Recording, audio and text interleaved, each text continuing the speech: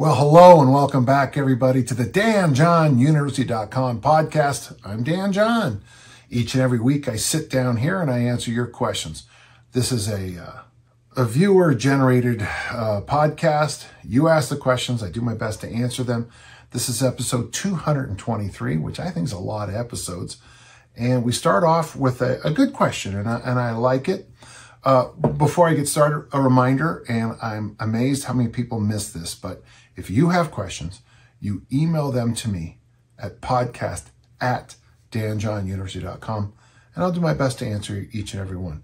Our first question is a nice one, and it won't be, the timing on this won't be perfect, but as we just got through here in the United States, Veterans Day, Armistice Day in some places, it's a good question. Nick says this: while listening to some of your earlier podcast episodes, I heard you mention that your family comes from a background of serving our country and community, whether police, military, or working in education. There's not a member of my family that didn't serve as a teacher or coach. And we're talking about my brothers and sister. Most of my family's been in the military. It's a pretty long tradition of it. I know for sure my grandfather and, of course, my father. And I have two brothers who struggle with a variety of injuries from Vietnam. And, of course, my brother Phil, who died a couple of years ago, he had some things. But, yeah, and, of course, so many of my cousins are firemen and police officers, and yeah, thank you for remembering that. I'm wondering if you might have any advice, given your family's background, on ways I can balance this desire for serving our country and the comfort of everyday life. I don't want to wake up 30 years from now when it's too late and feel like I could have done something more impactful. Boy, that's, a number 5 on my pirate map, the thing I look at every day. Obviously it's, I make a to-do list, I meditate, I eat 8 vegetables, I work out. Number 5 is make a difference. And I grew up in a family, my mother and father are both very poor. And everybody has these woe is me stories, but you hit a certain age and you kind of look at the facts, and it's like, yeah, mom and dad had a rough life. But they were always willing to share their time, treasure, and talents. I still do that. When I go to trivia, I tip. I tip the wait staff. I tip the guy doing trivia. I tip the doorman, because that's what I was taught to do as a kid. So it can, to help and make a difference in the world, it can be something as simple as tipping. It can be something as simple as donating. Again, it's your time, treasure, and talents. Whether or not you serve your community, with a badge on or a uniform on, or just as a good person, I'm not sure there's a big difference. If all of us decided to care a little bit more about, the way our houses looked, and the way our cars ran, and maybe take the bicycle or go walking more often than we drove, I think the world would be a better place. If we were a little bit more communal, like we were, maybe, obviously, like early it was in my life, I think everything would be a little bit better. The divisiveness we see in the United States, how did that happen? How does one news station always start off with a completely negative comment about a certain place or person, and then, or another, it's a positive, and then you flip it, and it goes. So I would say this: if this is important to you, do something about it. If you really want to make a difference, volunteer for an underserved community, and there's lots of them. That's one of the things I always emphasize with people who want to be part of my it's called the Dan John Black Belt, but Don't worry about it. Everybody tries to help underserved communities. You know, you got Taylor working with this disease, doing amazing work, getting his doctorate. You got Lonnie, you know, making a huge difference in his community. I mean, just a massive difference. Being a role model and just being such a good and decent person. You know, Mike for years specialized in training the elderly, and he still does. And make a difference any way you can. I know I might seem like I'm rambling, but it's such a personal decision and such a personal outlook. One thing here in the United States, I just found out that the Air Force is now taking recruits up to age 42. So there's always that option if you want to join up. I keep calling the Marine Corps, you know, hey, I want to, do you take a 66-year-old? Well, thank you so much. It's a good question. I know I didn't do a great job answering specifically, but, you know, there's two things you have to have a conversation with, your head and your heart on this. And, you know, if your heart urges you to go into a certain field and do certain things, you know, I was just talking to a former Alaskan police officer today, and we talked about what trusting your gut means. And we both agreed that experience is such a big factor in trusting your gut. In 30 years from now, you're going to have a lot more experiences. If you trusted your gut, you trusted your heart, you trusted your head, you'll probably make a decision that you'll be proud of 30 years from now. Thank you. There's almost not a question here, so I'm going to do my best to answer it, okay? He said, I heard you describe how you've played with 2 weeks out, sort of max in the classical lifts, then moved out to 3 weeks for clean and jerk, then just went with how much more can I really do? He talks about pre-meet stuff, and it's a little vague. I almost feel like a paragraph was missing. But one thing I'd like to talk about, Dante, is this.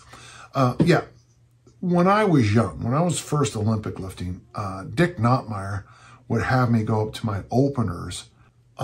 If we had a weightlifting meet on Saturday, we would go to our openers on Wednesday and sometimes Friday, the day before a meet. Well, that worked really well if you're a young kid and you're snatching, you know, at the time I was snatching 100 kilos, 105 kilos, 220, 231. You know, I was opening in the clean and jerk with, you know, 120 kilos, 264. So the loads weren't very good. A couple months later, of course, you know, I'm opening with 135 kilos, 297 pounds, 300 pounds. And not long after that, I'm opening with 100 in the clean and jerk. And not long after that, I'm opening with 145 kilos in the clean and jerk. And I could no longer get to those numbers on Friday. I couldn't get there on Wednesday either. I couldn't get there on Monday. And then we started to slowly move that last test workout back.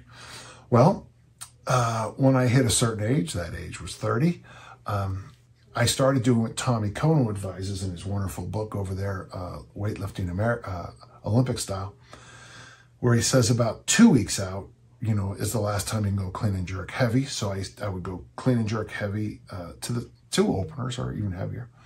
2 weeks out, and then a week out snatch. Then later I found out, because, you know, this is when I was opening with 165 kilos, 363 pounds, that I could clean that 2 weeks out. But if I clean and jerked it, I was exhausted. So Dante, and of course now, as I Olympic lift at my age in my late 60s, the only time I take my openers is on the platform at a meet. And the openers are the heaviest I do for months, because I can clean and jerk at a meet, but I can't clean and jerk in training. I never seem to recover. So this is one of the great things I like about and love about Olympic lifting, is it gives you a chance to choose when you want to put everything on the table. I choose to only go heavy when there's 3 officials, there's a crowd of people, there's a weigh-in, and I'm wearing a singlet and my weightlifting boots, and I have my little card. That to me is how you do it.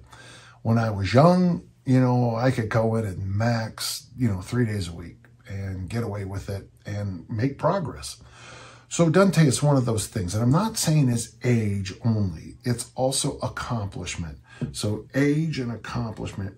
If you're learning the Olympic lifts and you've got, you know, 9 sessions under your belt, and your coach says, this is what Dick did to me, by the way, Dick Notmeyer. He said, hey, we got a weightlifting meet in 3 weeks.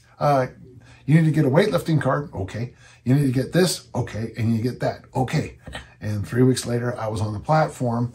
And I think that was the first time I snatched body weight, was at that first meet, and I clean and jerked 105 kilos, which was 231. I went 6 for 6, and I went 17 for 18 in my first 3 meets, which were all within about the first 6 weeks that I'd ever seen the lifts performed. And again, that's one of those stories. Oh, what a wonderful boy I am. But what I want to get across on that is, when you're first learning, you can go heavier a lot often. And then it starts to change a little bit. I had a really great talk with a Bulgarian weightlifting coach. This is a long time ago, but he laughed when he heard me say, and he goes, you Americans, you don't understand. Yes, they went to max every day. The daily max. It wasn't their lifetime best. It wasn't the Olympic final. They went as heavy as they could. If it didn't look good, that was it. Day was done. That particular lift was done. So they went to, and they expected, of course, at the elite level for them to make big lifts in training. So as you accomplish more and more and more, you can't train as heavy all the time. As you age, the thing changes. I'm sure we could probably come together with some kind of matrix or something like that. But the idea is, as you get better and better in any sport, you lose your ability to have those quality number of maxes. My senior year at Utah State, I was throwing the hammer and I was throwing the shot put. And I was also, you know, my senior year, I got all A's out of 4.0, which is, you know, which was what?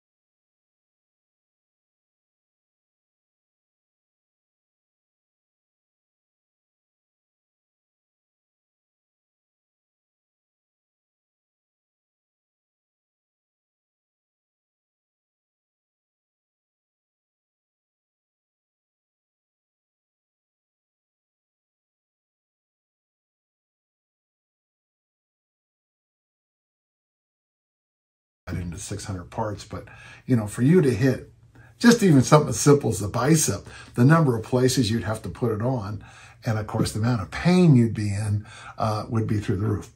A local gym has started up with this feature for their 20-minute workouts, and he sees some ads for a home gym. Just a gimmick.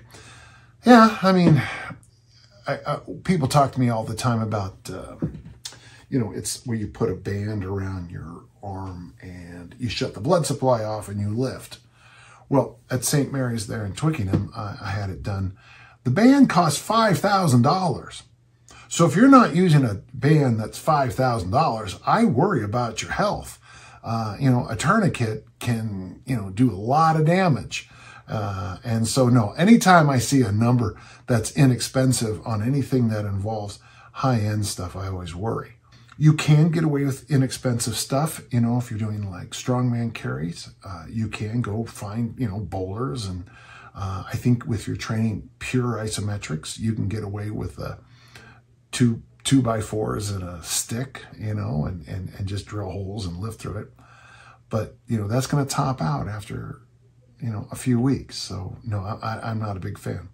I'm concerned that muscle contractions are like Frankenstein work. They don't equal strength because nothing is teaching the nervous system to better utilize and align the power. Alan, that's it exactly. And you know, you even have to be careful about, like if you're working on hypertrophy, there is some hypertrophy you can gain by, you know, mindless, really high reps. And I remember when one coach was telling his athletes that the 100 reps in a set was the best way to build up muscle fibers. And so, you know, you had these athletes with the empty barbell curling, you know, 100 times. Well, I tell you one thing, I don't know why I'm stuck on bicep work right now, but if you do 100 reps in the bicep curl, I mean, I don't think you're going to get stronger. You're going to teach your nervous system something interesting.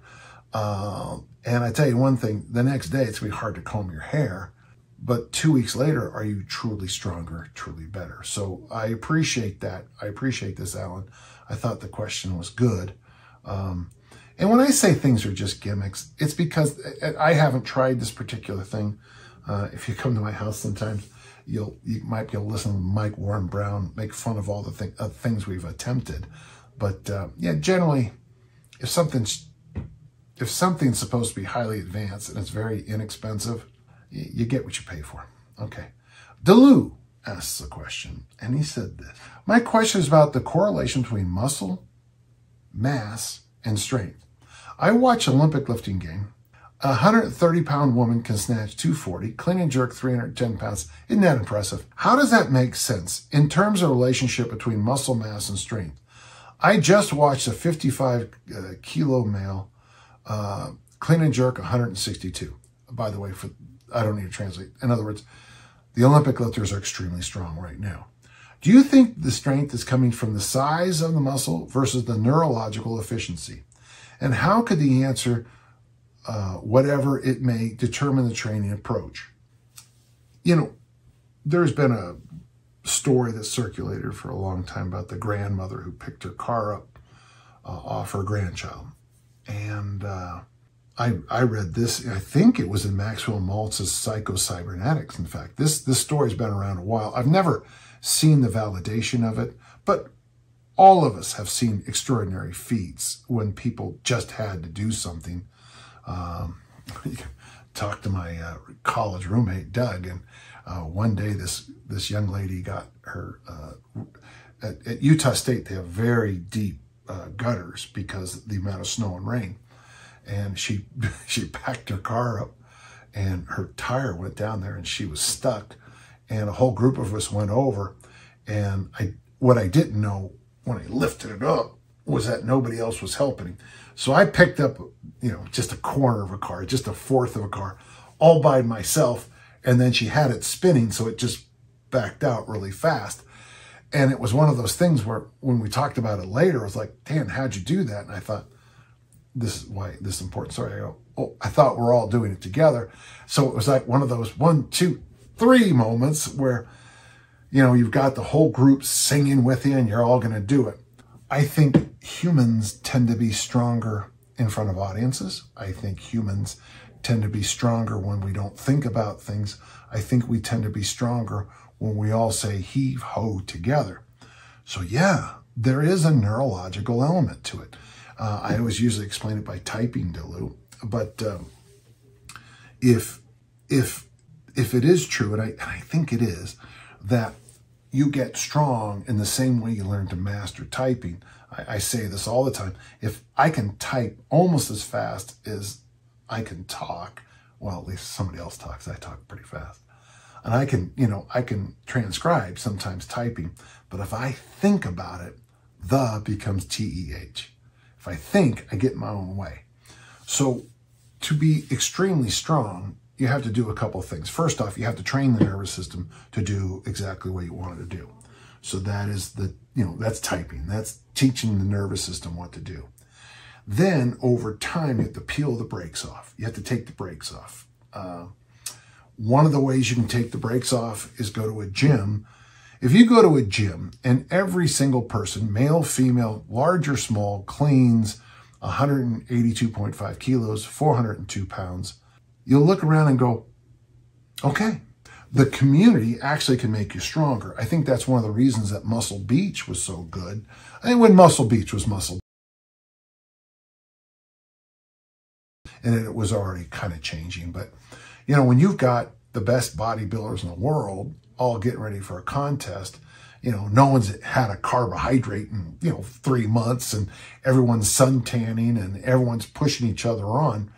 Yeah, you're going to get better.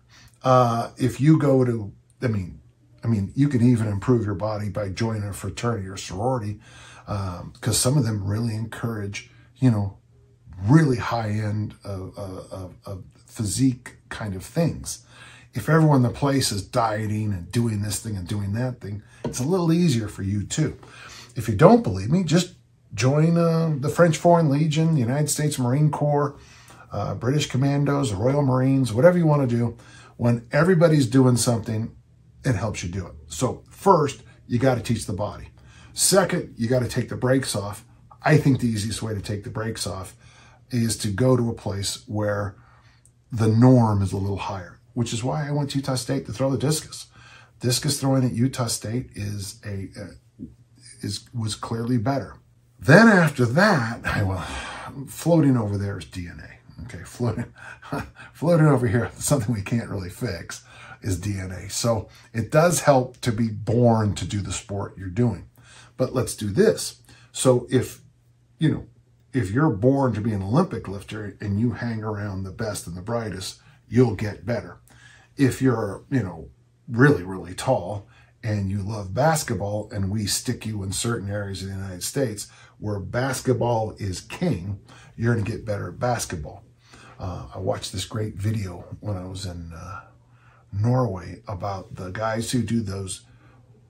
It's something I don't know a lot about it, but it's pull-up. It's a whole thing. I didn't know anything about it, but these guys will do pull-up competitions, and I swear they can do pull-ups. And the one guy goes, "Let me know when you want to start counting." And he's doing, lockout straight on pull-ups. Then he busts into a bunch of muscle-ups. Then he busts into something else, and he just keeps going and going and going. I swear these guys are doing 100, 150 pull-ups without blinking. It's amazing to watch. This video was stunning, and it wasn't fake. Well, if you want to be the best at pull-ups, you can join the United States Marine Corps and become a Marine Recon, and you'll learn to do pull-ups, a lot of them. Or you can go to one of these, they're usually in playgrounds, and, compete with everybody in pull-ups. So I think there's multiple layers here. There is a DNA part. Yeah, okay, I should have said that probably first. Second is the neurological. The next layer is the community. You've got to be around people who are lifting big weights, and that's the norm. I competed for Sport Palace there in San Francisco. Jim Schmitz was the coach on Valencia Street, I think it was. And, I would go to Olympic lifting meets as a 18-year-old, and I would take 7th place to 6 other members of the Sports Palace. And Mario got the silver medal. Kenny Clark was the multiple-time national champion. These guys were all good. And so for me to even get a medal, I had to make a big leap up. And I think all of these things combine. Now, obviously, there's other factors, and, there's the one that, I don't like to talk about on my video. But, a whole bunch of it. This is a whole bunch of it. Finally, I'm going to throw in one other one, capitalism. If I can earn, if I can earn a lot of money, make my family proud and keep them, upgrade their lives. If I make this lift, my life gets better, my family's life gets better, there's a good chance I'm going to make that lift. So there's that factor too. You know, everybody else's mileage may vary. I wish I had some kind of magic fairy dust I could throw on you to make you stronger, but you got to put the work in. You got to get the reps in. You got to have the quality of movement. You got to be around people who care about what you're doing. And then you've got to have some incentives to get you to the top. Thank you. Good question. Got a question from Noah. Noah asks a question that we've answered before, but hey, this is the Dan John University.com podcast, and we answer the same question a lot. You've talked about the kettlebell snatch in similar terms with its high speed, high rep nature, doing wonders for a person's explosiveness and stamina. It's part of the package of being a better athlete, I think. I was wondering if you had any recommendations for purely body weight exercises that, if added into a person's regular training menu, does crazy things for athleticism, stamina, and sporting ability. And then he says, tuck, jump, squats. Okay, I know what you mean. Okay, those plyos where you get your knees up. Plyo push-ups. Curious to hear your thoughts. Well, I have one, and I think it's good, but you're not going to like my answer. So I don't think body weight exercises by themselves, I mean, there are some body weight exercises that can do, you know, miracles. And let me just throw out the two that hit my head first when I first read the question. The first is sprinting. I think sprinting is the king of, you know, athletic performance exercises. Having said that, a lot of people get hurt sprinting, so I have an answer. I have another answer.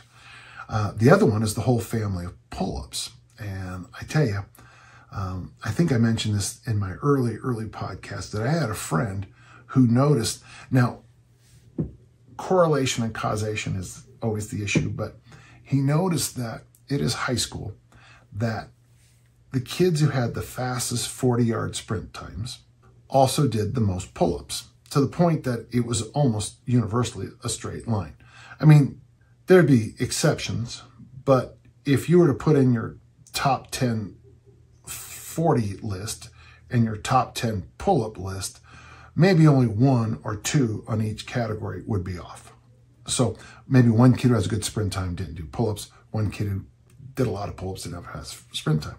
So he had this idea, and it was kind of weirdly successful, and we all know where I'm heading, to improve their sprint time. Now, that is, you know, as a coach and as somebody who actually, you know, thinks about stuff, my first thought was, that's crazy.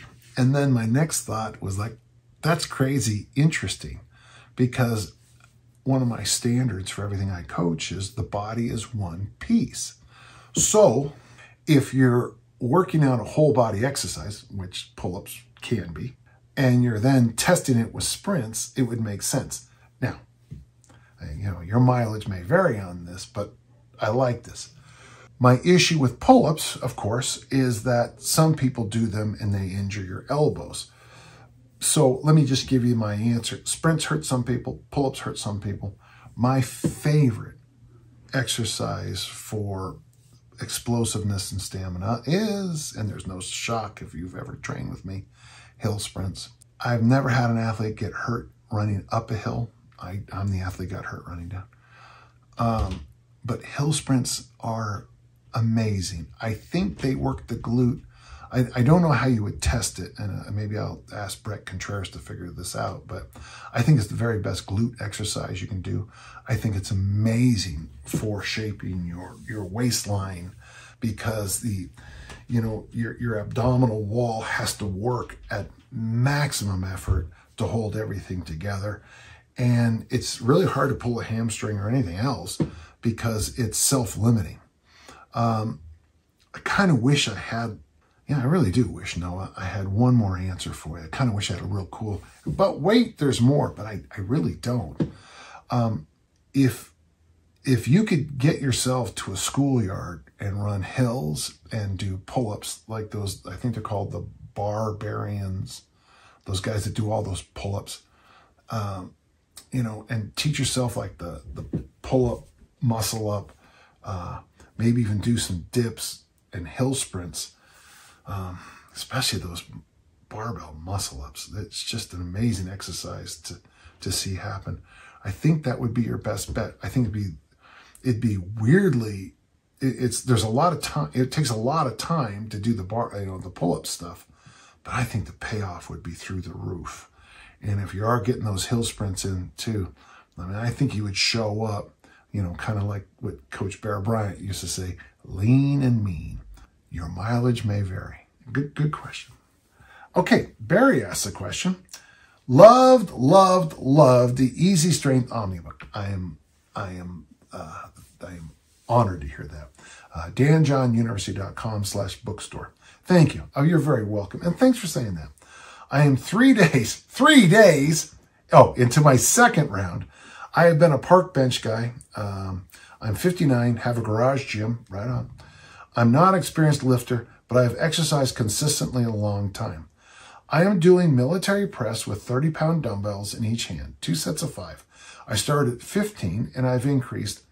I am doubting. How do I trust the process that I will get stronger? I'm sure I can do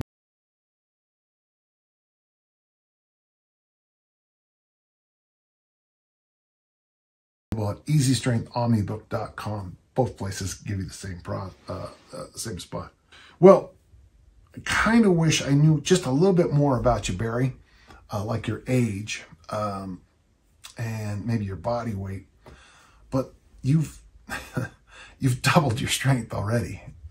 And, some of our listeners are going to go, well, it's only 15 pounds to 30. But hey, man, I remember going from 100-pound bench press to 200 pounds, and it was game-changing for me. So hats off to you. In my experience, I like to pick exercises I don't do a lot. When I got into easy strength, my max in the snatch, the Olympic snatch, was 314. I cleaned 402, deadlifted 628. I knew I wasn't going to be able to get those numbers up much more.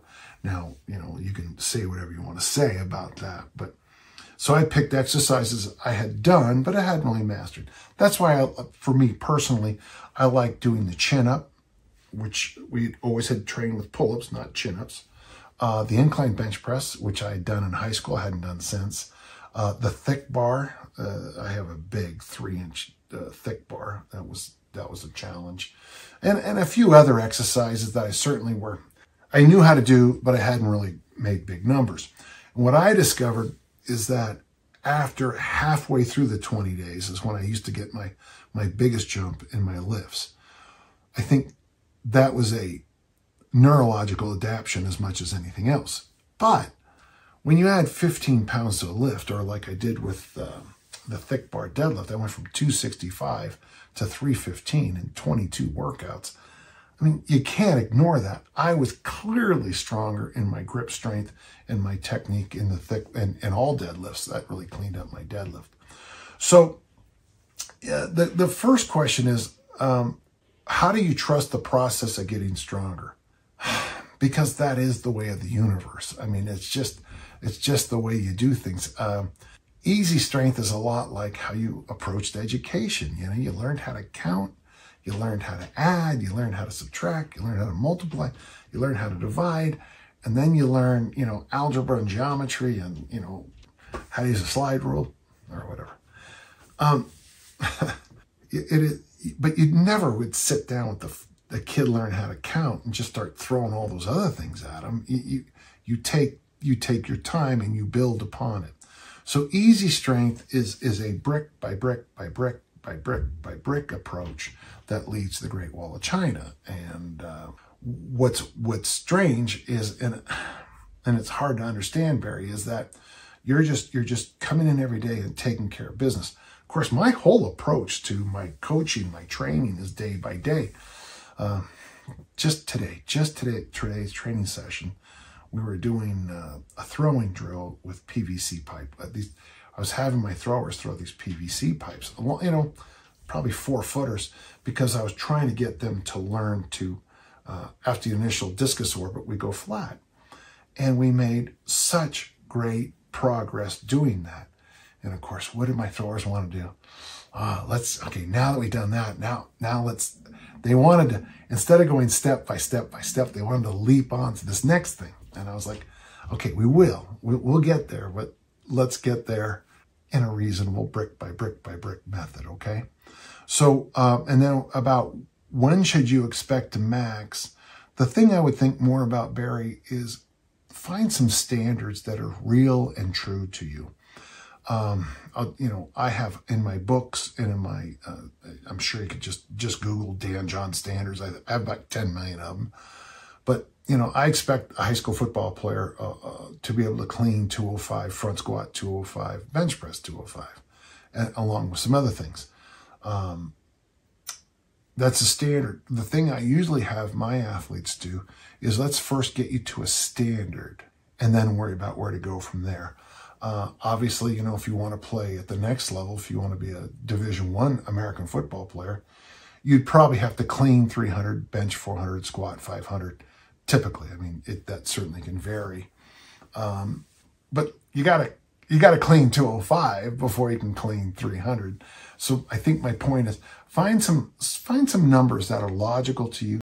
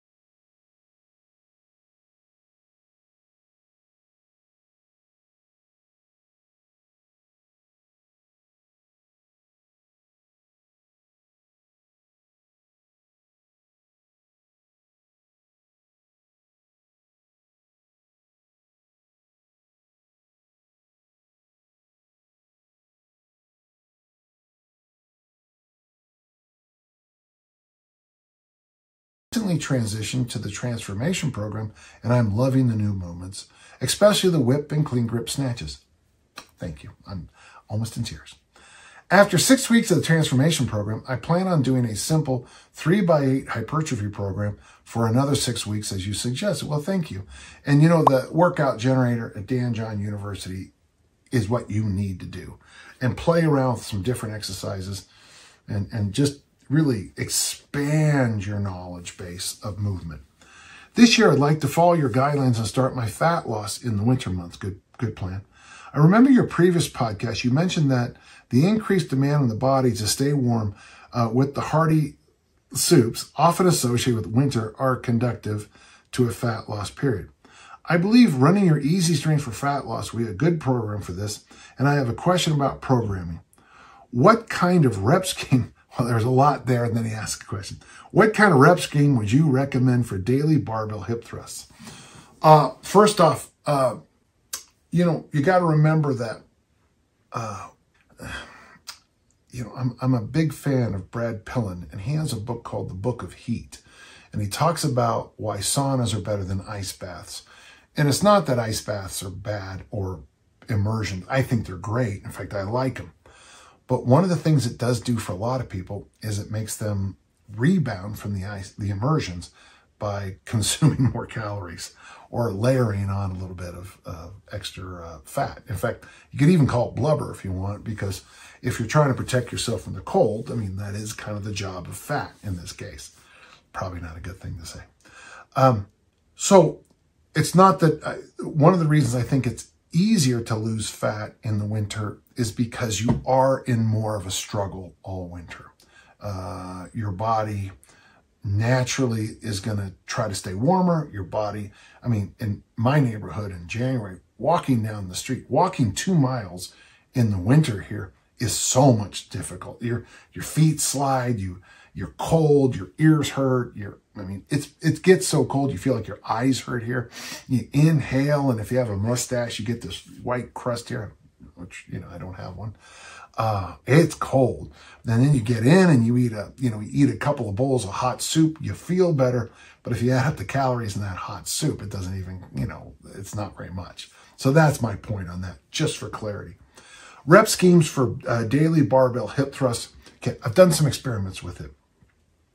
Loaded hip thrusts, and you're going to have to wave the weight every day. 2 sets of 20 or 2 sets of 25 is where you want to be.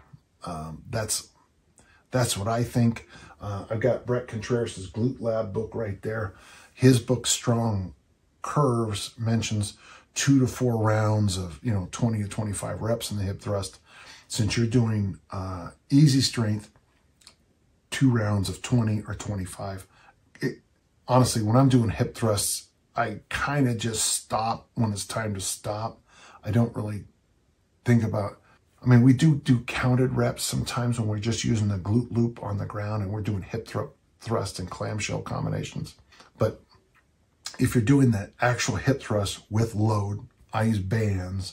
You know, I know a lot of people use weight. I use bands. So I have a glute loop around my knees, and then I have bands holding me back. It's real natural for me to stop the set around that 20 to 25 round. Yeah, if you do like a military press, a pull-up, hip thrusts, ab wheel, suitcase carry, that's a pretty good easy strength program. I'm pretty sure I covered that, at least I thought I did, in Easy Strength Omni book and Easy Strength for Fat Loss. But if I didn't, well, there's your answer right there, okay? Thank you. These are good questions today. Okay, well, here's our last question of the day. And boy, we've had, I think we're getting questions from all over the world now. That's wonderful.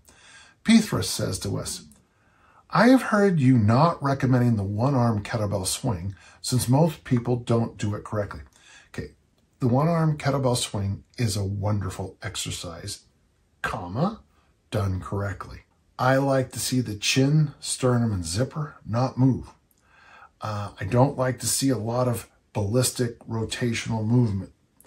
I'm a throws coach. I know, and here's the thing, you can go all over online, and these experts, you know, the one guy went to a cert, didn't pass, and then started his own kettlebell class, his own kettlebell company. Okay, mind-boggling. But I see people, they do all that, and it's fine for them. And if you do the sport, that's fine. Do them that style. I get it. But most people, they don't, you know, they're not 19-year-olds trying to, you know, or 25-year-olds trying to, you know, win a kettlebell competition. Most of the clients I work with, even my athletes, are just people who are using kettlebell swings to this other goal. So for me, if you keep your chin, your sternum, your zipper in line the whole time, you hit at the top and you see, you know, you're rocked up straight and tall at the top. I get it. I can go with you. But I will just say this, that's not what you normally see. So that was my point. According to my understanding, the one-arm swing works some muscles that the two-arm swing doesn't, like the obliques and the grip. Well, the grip, I'm not trying to disagree with you, but just add more weight to the bells or use 2 bells, you know, your grip will get it. Training the obliques, he says obliquely, I mean, the best way I know to train the obliques is a suitcase carry, and it's a lot safer. And if Stu McGill, you know, he reinforced that with me after he went up and studied the suitcase carry. But I'm not getting into a fight. We're on the same place here. If I were to replace the one-arm swing with the two-arm swing, what additional exercises would you recommend to complement it to also work the other muscles that would have been worked with the one-arm swing? And then he says, I suspect maybe the suitcase carry. You're good, because that was my answer. There's a couple things I would do. In fact, we have a great little workout we call the Sparrow Hawk or the Spar Hawk. And it's the goblet squat for 8 reps and then suitcase carry, you know, for a distance, turn around, goblet squat for 7 reps, suitcase carry the other hand, and the goblet squats go 8, 7, 6, 5, 4, 3, 2, 1 with suitcase carries in between. If you're doing two-handed swings, you know, maybe do 75 going into the Sparrow Hawk and 75 after. You know, 5 sets of 15, 3, you know, whatever however math works out, I don't care. That's 150 swings. Of course, I can't do the math. I guess what is that about? It's right around 40 goblet squats. That's not right, but I'm pretty close to that. And suitcase carries, that's not a bad little combination. So for me, that's what I do. Maybe it's because we do so many two-handed swings that I push the suitcase carry more. I push the suitcase carry. My collegiate athletes, they suitcase carry. I mean, they'll be exhausted after some complex or something like that. Okay, get your suitcase carries in, and they pop up, and magically they're still refreshed and they go. So I am a huge fan of what you're saying here. The two-handed swing and suitcase carries, and, you know, do those goblet squats. I believe that the body's one piece. I say that a lot. And so I'm not nearly as Frankenstein monsterish as most people. I don't think an exercise specifically works this muscle or that muscle better. I mean, obviously the curl works certain things, but it's interesting. Let's go to the biceps curl. How many people feel tension up here when they're doing them? I mean, you know, not with, you know, I mean, in my gym, you know, we were doing, the other day I was playing around with the 135-pound curls, and I was doing curls, you know, and I'd forgotten how much your upper back and your lower back and your glutes and your feet have to fight to not start doing cheat curls. Cheat curls are fine, power curls are fine, but I was just trying to be strict. But when you bring the weight down slowly, you can feel your whole body. In fact, even right there, I could feel my lats engage. So I'm not a big fan, Pethrus, of Frankenstein monsters kind of thing. That's a personal thing with me, because I think when you go down that road, there is a little bit of lack of clarity, okay? Boy, these are fun questions today, folks. Remember, if you have questions, this is a question-driven podcast. Send them to podcast@danjohnuniversity.com. Each week I sit down here, very happy to answer the questions. And I hope you learned something too. And so until next time, let's all keep on lifting and learning. Thank you.